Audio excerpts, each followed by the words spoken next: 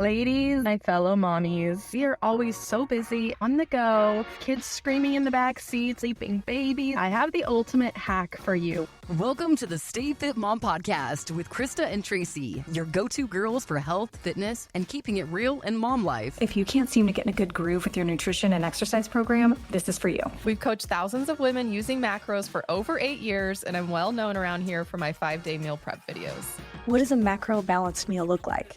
Hit subscribe to the Stay Fit Mom Podcast and join us for a fun, meaningful journey toward a healthier, happier you. You got this, Mom.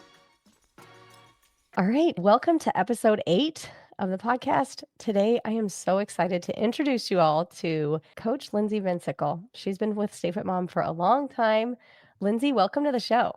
Thanks, Tracy. Thank you for having me. I'm so excited that you asked me to be on the podcast. So Lindsay is my go-to girl for everything nonfiction, self-improvement books, anything surrounding overall health. I always ask Lindsay because she's just a wealth of knowledge. She's a reader. She inherently wants to learn and just get things right. That's the perception that I have of you, Lindsay. First of all, before we get into what our topic is for the day, tell me, if you remember, how long have you been coaching for Stay Fit Mom? And just tell me a little bit about you. Introduce yourself. Yeah, I've been a coach for 3.5 years. And I remember that because I started when my daughter was 3 months old and she's going to be 4 next week, which is just crazy. And then outside of coaching, I was actually a client 2 times in the past. I'm pretty sure the first time I was a client was October of 2016. Yeah. Were you in our tester group or maybe? No, I think I was the first group after the tester group. That's so crazy. I know.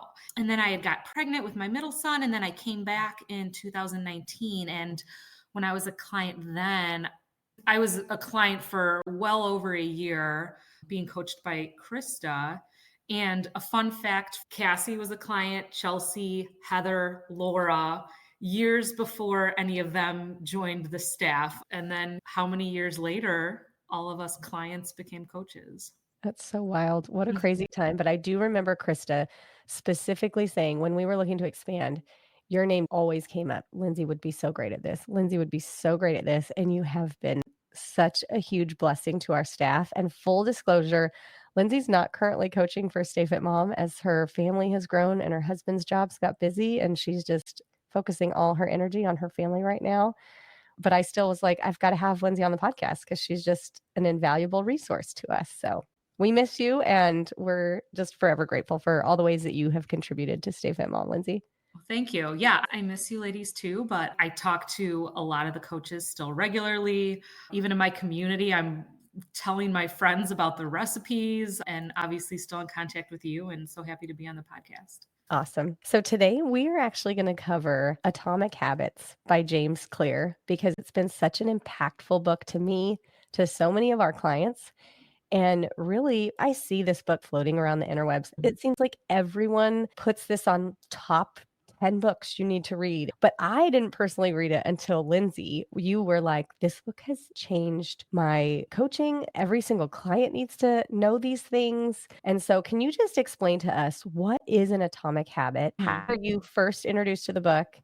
And how did it influence your coaching style? So I'm not positive, but I'm pretty sure I was introduced to the book by seeing a quote or it referenced by some health, wellness, motivational Instagram account that I've been following. But like you said, it's always referenced because I think it's applicable to not just health and wellness, but really any aspect of your life that is important to you.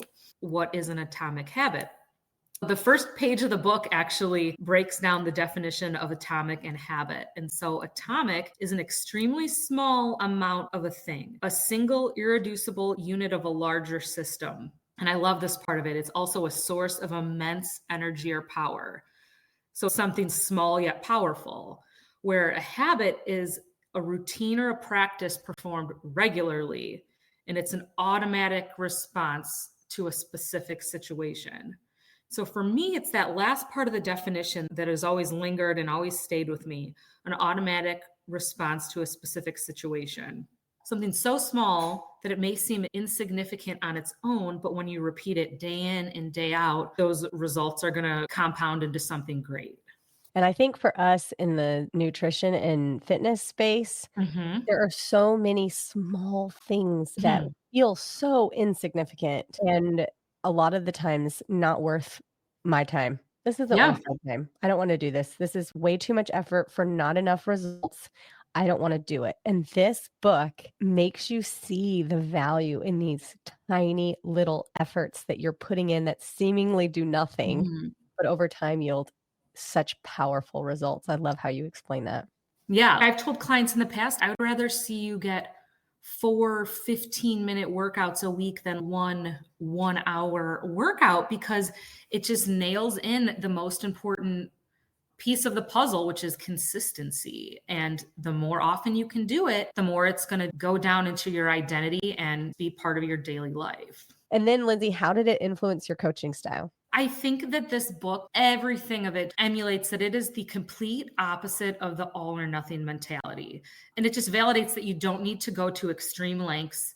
You can live a normal life. You can have some bumps in the road. You can even have complete mistakes, but you can still be moving in the right direction. And I really think that is such a barrier for us with any of our goals because we think we don't have enough time or we have to do X, Y, and Z perfectly. And one of his quotes that I love is, "We convince ourselves that massive success requires massive action." And I think a lot of us believe that for weight loss. All the extreme fad diets out there, like you have to cut out a complete food group and go to an intense intermittent fasting window. And just you think that you have to do those extreme overhauls. But as our clients see in Stay Fit Mom, and as this book shows, you do not have to do that.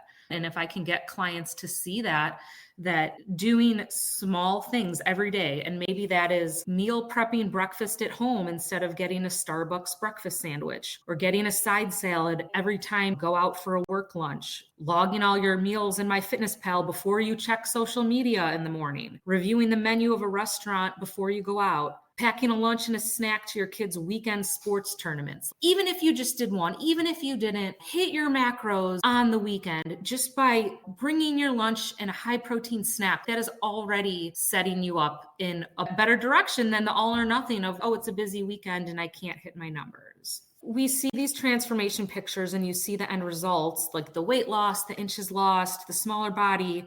You can see those pictures on social media, but you're not hearing about the daily habits that those clients have, the daily walks, the regular meal prepping, the grocery shopping. And so I think that's where, like, having a coach and someone who gets that it's the compound interest of all of those habits can remind you, yeah, that client had awesome results, but also their consistency was this high and they did this and this, because it's just so much more than what you see. So true. And that was another SOS video that you did for us that really stands out in my mind is letting go of the all or nothing Mhm. mentality. And I feel that in my Yeah. bones that I am one of those all or nothing. And that has stuck with me so much. I've been sick for the last week. I hate that feeling because I'm like, now I Mhm. can't do what I normally can do. And I could Yeah. see how that would in my previous life just let all the things that I've been working so hard for slip away. Mhm. But instead, it's not just about being consistent, it's about being persistent. Yeah. And so having that persistence of even when life doesn't go as planned, I'm Mhm. still persistent in picking it back up when I Yeah. can. And that kind of gives you the freedom of just getting back to it. So let's go to small wins and the Mhm. 1% rule. He talks about small wins, which I feel like you talked a little bit about it in Mhm. what you were just saying. But anything further you want to explain on this concept? Any examples of small wins that you or your clients have had, and how has that been critical to their long term success? Yeah. So going back to the whole definition of atomic and it being small yet mighty, he talks about the 1% rule. So if you can get 1% better each day for 1 year, you're going to end up 37 times better by the time you're done. Whereas if you got 1% worse each day for a year, you're declining to zero. You don't have to work out for 1 hour, 7 days a week, go on an hour walk and have all your meals prepped at home and 40 grams of fiber. But if you focus on just getting a little better every day as the time goes on, by the end of the year, 37 times better. The whole idea that habits are a compound interest of self-improvement. Just like money multiplies through compound interest, the effects of your habits are going to multiply as you repeat them. Love it. Okay, this is another SOS video that really stuck out in my mind. James Clear says, eventually I began to realize that my results had very little to do with the goals I had set and nearly everything to do with the systems I followed. So explain this concept, Lindsay, and how have you seen this proven true in the realm of macro counting and weight loss? Can you share any examples? Yeah. And I first want to say for our clients who are in Ninja Insider, go back and listen to that SOS from Whitney because it was great. And she even broke down how her and her husband tackle their work-life balance with the kids and how they get everything done. And hearing that, I was like, you have your systems down.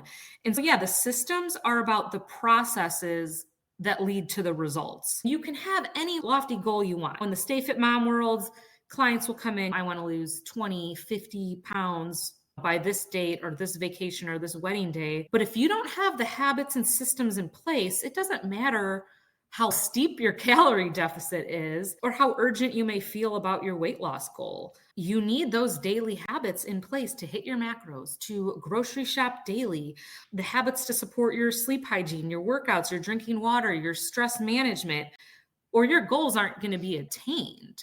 And so I think a lot of times we forget that if you want to be healthy and fit and weigh a substantial amount less than you do now, that's great. But do you have the habits and the systems in place to support it? Every time I read the book, just some of the quotes, I'm like, oh my gosh, he's talking directly to Stay Fit Mom clients. And I wrote this quote down. And I think about this one on a daily basis. Your outcomes are a lagging measure of your habits, which can be hard to hear sometimes. Your weight is a lagging measure of your eating habits. You get what you repeat. And yeah, it's so true. Reading it, it's a harsh truth, but it's true. So my clients that took this as a lifestyle, when they aligned their habits with their identity, when they had those systems in place, they got the results that they wanted. You do not rise to the level of your goals. You fall to the level of your systems. I have my system of meal prepping, having my recipes ready, grocery shopping, all of those support my goals of hitting my numbers. And you do them regularly. And over time, that's how you get the results, and they become easier over time. The other quote that I put in here that I love is, when you fall in love with the process rather than the product, you don't have to wait to give yourself permission to be happy. You're satisfied anytime the system is running. I just love that picture because we are all working towards a goal, but the end result of you reaching that goal is never as satisfying as you think it's going to be. You're never like, I've reached it and it's just been so fulfilling. It's just so anticlimactic for the most part, which is, I think, surprising for a lot of people. You and I are very goal-oriented people, and I think we could just both say you reach to the end and you're like, now what? Because you learn to fall in love with the process of just showing up for yourself every single day and what that looks like. So I think about that all the time. You don't have to wait to be happy. You can be happy doing what you know is getting yourself that 1% better every day. And then the other thing I have in here, this is a powerful thing about habits in general. The more tasks you can handle without thinking, the more brain space you have, the more your brain is free to focus on other areas. Habits reduce cognitive load and free up mental capacity so you can allocate your attention to other tasks. They don't restrict freedom, they create it. That really stuck with me because so many people feel confined, like, oh, I can't do this. I have meal prep today, so I have to stay home. But that is giving you so much freedom the whole rest of the week. The concept of brain space, I think, comes up for me a lot right now because what takes up your brain space is all consuming. Yeah, as habits are created, the level of activity in your brain decreases. And I think as moms, we need that. I know some women don't like to eat the same meal every day, but I see it as an advantage where every morning I know what I'm going to eat for breakfast. I can weigh it out, know it's going to keep my hunger managed, and I could be doing it while someone's having a meltdown and someone's upset that they have to go to school and they have to wear pants instead of shorts. And yeah, just it's so cool that as that habit is created, the level of activity in your brain is decreased. James Clear talks about habit formation. Mm. There's a cue, a craving, a response, and a reward. Maybe you could talk about that process. Why are knowing these concepts powerful for your lifestyle change when it comes to sustainable weight loss? So yeah, that's the process of building a habit. He breaks it down into 4 steps. And the cue is what triggers your brain to initiate, to start the behavior. It's a small bit of information that's going to predict the award, like walking by Starbucks, seeing your couch and the TV remote. So since the cue is the first indication that you're close to getting the reward, it naturally leads to the craving. And it's the motivational force behind every single habit.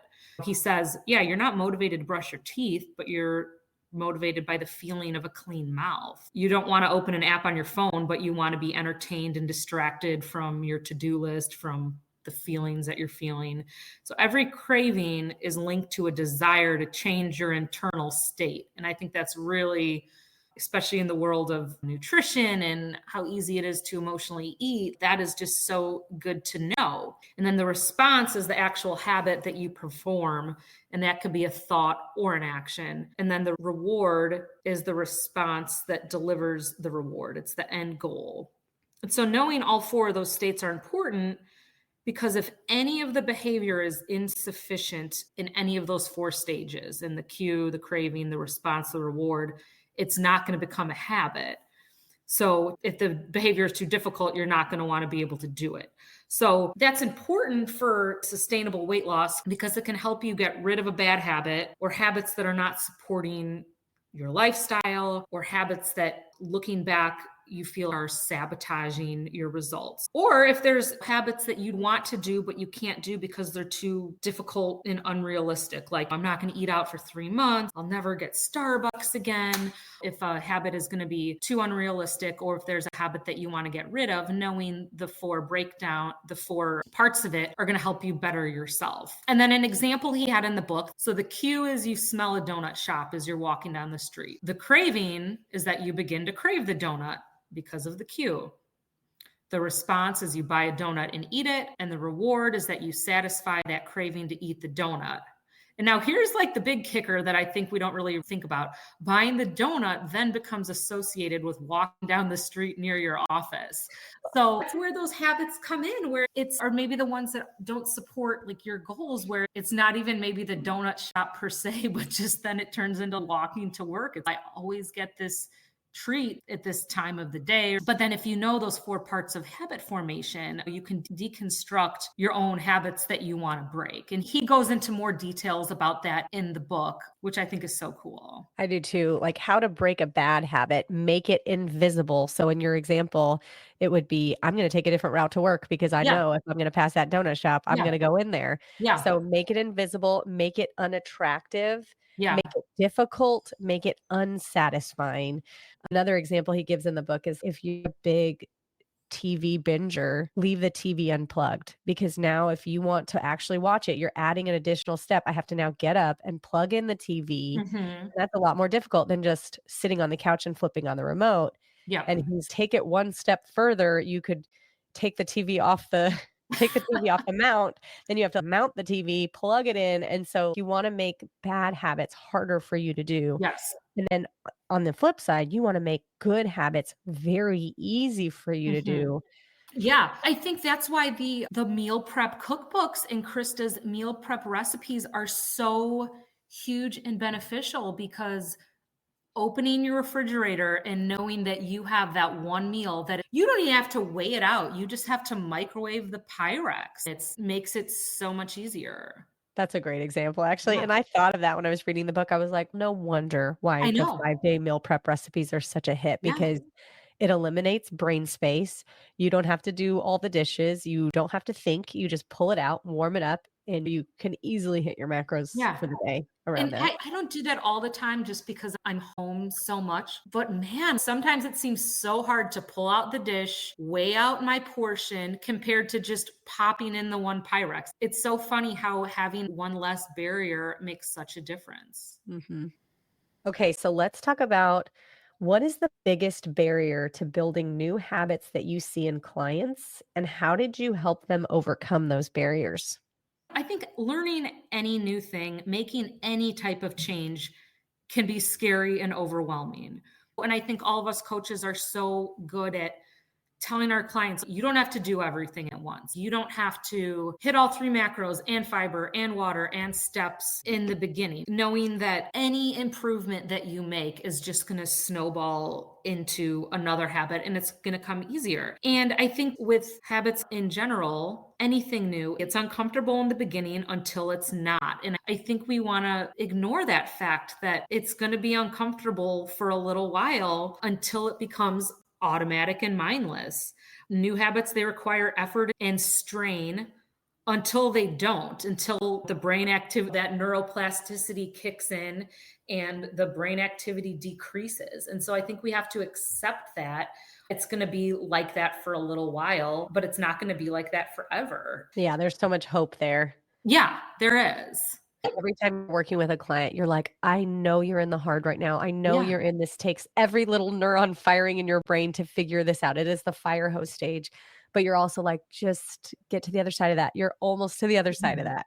And then I think as time goes on, those habits come out in ways that you're not even expecting it. I've realized maybe once on the weekend, we'll get Dunkin' Donuts for the kids. And don't get me wrong, I love sweets, but I think the habit of having a high protein breakfast makes me then realize that I don't even really want a donut because that meal with high protein and fiber predicts success for the rest of my day. I know if I start with that donut, I'm going to crave more donuts. And that's just not a good feeling. And I don't like that. Right. But it's not like I'm consciously telling myself, you can't have a donut. I think it's just one of those habits that comes out over time that you surprise yourself about. I love that. And I'm trying to teach that to my kids right now. And it's hard. It's hard because you have to learn it for yourself. You have to take that on as, I know that this is what my body needs, I know. and self-discover how crappy you feel after you have junk. Yeah. And how many times are you willing to do that to yourself when you've had it the good way? I know. And you do feel good. Yeah. The other thing I have in here, the plateau of latent potential, that is such a huge barrier to so many women. I'm going to read this vent in the Ninja Insiders, and it says, I'm in my second week and I'm so discouraged with tracking macros. I feel like every time I hit my macros, I step on the scale and I'm actually heavier. Why do I keep doing this? And I was thinking in my head, oh, she needs to read the chapter on latent potential and the valley of disappointment. Lindsay, do you want to talk about that? I actually wrote a blog about it. It's called Your Results Are Around the Next Corner. And please check out the blog because he has a little picture of, on one axis of the graph are results, and then on the bottom axis is time. And there's this straight line over time where what you actually think your results are going to be, and then what they actually are. And I think for everything in life, we think we're going to get the results sooner than later. And it's so easy to be disappointed. So yeah, it's the delay between your expectations and your results. And yeah, he calls it the plateau of latent potential. And then when you break through that plateau, other people are going to think that you had an overnight success, you're the outlier, when in reality, you put your head down and you did all the work when you didn't want to. When the scale didn't move, you went longer than 2 weeks. You did it when your kids were sick and work was stressful. The analogy of an ice cube. So you have an ice cube in the room, it's 20 degrees. You slowly start heating the room, 21, 22, 23, there's no change. There's no evidence that ice cube is going to melt. And so then you slowly bump up the temperature, 26 degrees, no change. You hit 31. And if you stopped at 31, all your hard work would have been for nothing. But if you would have stayed consistent a little longer, cranked that room up to 32 degrees, you would have seen the ice cube melt. And that's where our clients are, is that in the grand scheme of things, 2 weeks is not a lot of time. Now, 2 weeks hitting your macros dead on, that is hard work. We're not discounting that as coaches. But we're here to tell you that you need more time. You string those 2 weeks into 2 months, 4 months, and that's when you see those progress pictures and you're like, whoa, there are the results that you wanted. But yeah, if you give up at any slight inconvenience, discomfort that you're not getting the results, then you're that ice cube in a room of 31 degrees that's just so close to breaking through. It says your work wasn't wasted, it's No. stored. Your body is almost there. And then again, we live in this immediate gratification Yeah. world now that we expect. We just expect we're doing the right thing. Yeah. It's going to go the right direction for us. It's that scale is going to come down. Even if it comes down 0.1, then you still have that satisfaction of, okay, Yeah. I'm on the right track. But with what we know about the scale is that sometimes it bobbles up, in fact. And some people will come to us and their body composition has changed drastically. And the scales maybe lost a half a pound and they're devastated. They think Yeah. that this was all for nothing. And we're like, but look at you. You're converting that extra fluff into muscle. Your body might be heavier than you thought, but you've made these huge gains. And so, yeah, if we just look at it on a level of, I do this, I expect the scale to respond, I expect these data points to be doing this, and they're not, you can easily just give up. But I love that ice cube analogy that you gave, Lindsay, because I think about that all the time. I'm at 31 degrees, just Yeah. press through. I think that goes back into focusing so much on the goal of weight loss and not the habits and even all the other non-scale victories. Like, is your energy up? Are you sleeping better? Is your endurance better in your workouts? And those things you can't measure on a scale. Let's talk about identity-based habits. What does that mean? What's an identity-based habit? How does shifting your self-view lead to lasting change? And how do we encourage our clients to see themselves in a new way? I love this question because I actually think about it a lot personally. In the book, there's 3 layers of behavior change. The first is changing, you want to change your outcomes, your results. The second is changing the processes. And then the deepest layer is changing your identity. And so with that, it's like you change your self-image, your judgments about yourself and others. And it's even thinking of, in this situation, I would always binge on the Halloween candy. I can't say no to Oreos. Those little thoughts that you believe about yourself, which if you do, those thoughts are going to undermine what your end result is. I know it's so easy as a mom of little kids to get in this loop of, I am too busy. I am too tired. I don't have enough time to work out. I've wanted to get more consistent with running. The last few years, it's been very hit or miss. And I finally had to tell myself, you are not identifying as a runner. And so that is something that I have been working on. And by changing that, what would a busy runner mom do? Like last week, I had 25 minutes before I had to pick up Clementine. And in my head, I'm like, I can get a good start on my to-do list, or I can go for a 22-minute fast run and still pick her up in time. And I did that because when I took a pause and thought about my identity, I know that working out is a huge priority to me. And I'm sure you too. I mean, to finish 75 hard with 6 kids and a business, yes, those were your daily goals you had to check off. But I think that still comes down to like your identity that you chose to do that. And I think it also comes down to the difference between saying, no, I can't eat that cookie, I'm on a diet, versus no, thanks, I don't want it. I don't want it right now. So changing that statement is going to shift how you think about yourself and how you are bringing yourself out there to other people. Because that old identity can sabotage your new plans. If you always say, oh, I can never say no to this dessert or chips and salsa, or I can never eat well when my kids are sick because I'm too busy and stressed. If you believe that, then that's going to be your reality. But we've seen as coaches, you can do so much more, but you have to, yes, you have the systems and the habits, but it's your identity. Being self-aware and reflecting on what you are telling yourself to be true and what you're telling yourself that your habits are, your self-sabotaging behaviors. It's uncomfortable, but once you see those, it's easier to break them. I love that. And as you were talking, I was like, how many times have I said I'm too tired? Just this week, I've said I'm too tired a lot this week. Yeah. Yeah, this is the quote in the book that really stood out to me. It says, the more pride you have in a particular aspect of your identity, the more motivated you will be to maintain the habits associated with it. Yeah. And I can't tell you the amount of times, Lindsay, I have thought, I am Stay Fit Mom Tracy. Yeah. I have to live up to that name. Those little things, though, Yeah. motivate you. This is who I am as an identity, and therefore I'm going to do 75 hard or whatever it is. So, the concept that we're going to talk about next is the thing that I feel like practically really has helped me out in a Mhm. lot of ways. Let's talk about habit stacking. What is it? What are some practical examples of habit stacking for our clients and ways that you've seen it work for yourself? Yeah, so habit stacking, you identify a current habit that you're already doing, and then you stack a new behavior that you want on top of it. After habit A, I will do new habit B. So this is one I do. After I brew coffee, I drink 16 ounces of water. After I eat breakfast, I will take my vitamins, where the vitamins is the one that is the tricky part, is the newer one. After I wake up, I will put my workout clothes on. I will go for a 10-minute walk right when I get home from work. So the key is to add in that desired behavior into something that you already do.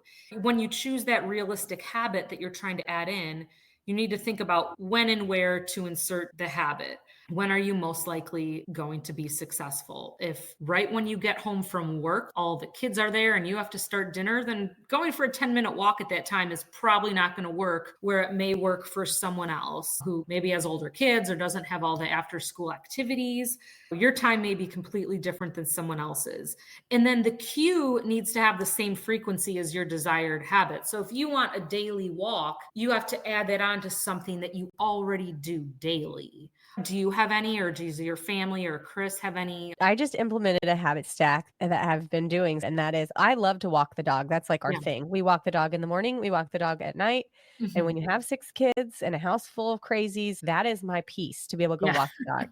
So my habit stack is now when I walk the dog, I will wear my weight vest. Mhm. And it just makes something that I love so dearly a little bit more challenging.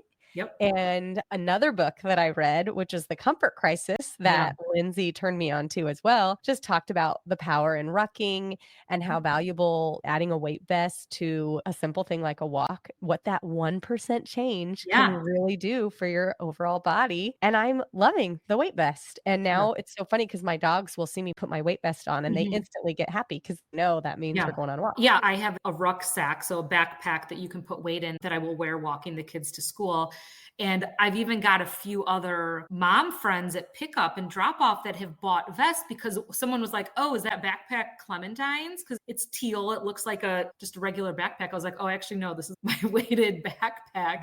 And then they too bought them because they're like, "Oh, wow, that's such an easy way to add in a little heart into your day." Yes. I was thinking too, you might have listed this one in your list in the beginning, but just one that's really great for new clients that we have is before I scroll my phone, I will fill out my Google tracker. Yeah. That's a tracker of how we keep track of their macros, how we keep track of their Yeah. steps, their water, and then their hunger, their biofeedback measures. That can be a really tedious thing to fill out if you're filling that out all in one day. Mhm. And so the idea is for your coach to have that data for you that you filled it out every single day. And Yeah. so something that's enjoyable, like scrolling your phone, if you think I'm going to insert putting in my macros for the day into my Google tracker and filling out that biofeedback right before I scroll, I'm going to be way more likely to do it. I think that's a great one. Yeah, and then it's that extra accountability, and it only takes a minute. Instead, if you sit down at the night of your check-in and you're trying to think back. And that was a whole other chapter he had in there about the power of accountability and that tracker. That was one of the things we were going to talk about, maintaining consistency and accountability is using that tracker, just the visual reminder of seeing how well you were doing, or how many missed days that you had. In the book, he said that when Jerry Seinfeld, the comedian, was working on his stand up, he had a calendar and every day he practiced his jokes. And when he was done, he would cross it off on the calendar that he practiced his stand up. And he said, seeing the string of X's across the month kept him going and he tried to never miss. When you look at that tracker and you see, wow, I have been 6 out of 7 for 4 weeks, it's the same thing. And it's just that visual accountability. I love it. I love to see that visual Me progress, too. especially when it's so hard. I think about when Chris and I were paying off our house and we would cross out last month's number and put in a new month's number. And that was so I needed that. I needed Yeah. to walk by that every day of my debt-free journey on my way to Target before I was running out the door so I could see these are my goals, remember Yeah. what they are. And there's just something so powerful with a list that you can visualize and that accountability. It's like he put words to things that I knew in my mind, but when he I put words know. to them, I was like, oh, that's why that works so well. Yeah. What are some strategies to handle setbacks? Because we all have setbacks. All right. So here's a quote from him, and it hits hard if you've ever missed your check in or one check in turns into a month. The first mistake is never the one that ruins you, it's the spiral of repeated mistakes that follow. Missing once is an accident, missing twice is the start of a new habit. When I think back, I am not a perfect macro client. There have been times when I have fallen off the wagon. First thing I probably stopped doing was checking in with my coach. I was still half logging my food, half using the tracker, but I stopped checking in with my coach. And he says, never miss twice. If you miss one day, try to get back on track. And the clients that have the best results and continue with it, they don't let one bad meal, one emotional eating evening derail them. They get back the next day. I think that's such a great piece of advice. Yeah, we can so easily let one day turn Yeah. into 2 days, turn into 5 days, turn into 3 weeks, turn into 6 months. Yeah. Just knowing that it's never, and even if it does, say it turns into 6 months, Yeah. it's okay. As long as you're waking up every morning, you're never too Mhm. late. You can be persistent with Yeah. your health and fitness. Yeah. And then for maintaining that consistency, I really think having some self reflection on what went wrong and what you can do better next time. And that's something that can be hard to see, but that's when you have a coach, it can be helpful for them to read through your week, look at your tracker to see where maybe there's some holes in your systems. Maybe after you have a bunch of days with family around the holidays, you take a week to order your groceries. So just getting back to those habits as soon as you can. I remember too, Lindsay, you're so good about the freezer meals in the freezer for the day after you get back from vacation. I remember that about you. If you could somehow build that into your habit of packing, I know it's crazy when you're Yeah. ready to go on a big trip, but if you're like, I just need one meal in the freezer for when I get back and I know Yeah. I'm going to be too tired, and then Yeah. I have dinner ready and waiting, that's huge. And another thing outside of having the freezer meals is knowing what those go-to pre-cooked meal, like the Costco items, like the chicken sausages and the chicken burgers. I always have a few of those just for quick and easy dinners on hand. When we were living in a rental house and we were getting ready to move, my coach Stacy told me that. She was like, get stocked up on those pre-made items because you are not going to have the time to cook like you are now. And sometimes I think that's a little hard to swallow because I do like to cook and I'm used to doing that. And then you see the prices of the pre-cooked versus Yeah. homemade, but then having them in a pinch is what you need. Right. And if you don't have them in a pinch, then it's okay, well, we're going out. I And going know. out is always more expensive I than know. buying the pre-assembled stuff. I feel like we've covered a lot, Lindsay. What does leveraging the Stay Fit Mom community for support and accountability look like? Do you have any thoughts on that? Yeah, using the Ninja Insider community, talking with your coach is great, but being able to be vulnerable with what you're struggling with, what you have questions with, and posting it in the group because there are so many women that are living different lifestyles or in different phases of their life, have different backgrounds of nutrition and macros and weight loss that they are going to be able to give you support, give you different suggestions, ideas, or just support that you're on the right path. And I think sometimes we think we're so alone in this journey, but once you talk with other clients, that there's so many similarities. And I think just having that is a comfort.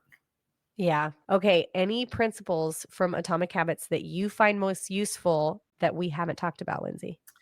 But you discussed it with turning off the TV, hiding the remote, but environment matters. And I've realized that so much in my kitchen are the snacks, the treats out in the open, Halloween candy. I have had to put my kids' stuff in bins, in the pantry, out of sight. Same thing when they come home with goodie bags. Because if it is out in view, not just the kids, but I'm going to feel stressed. I'm going to feel a little thirsty. And that candy is going to seem like a good option.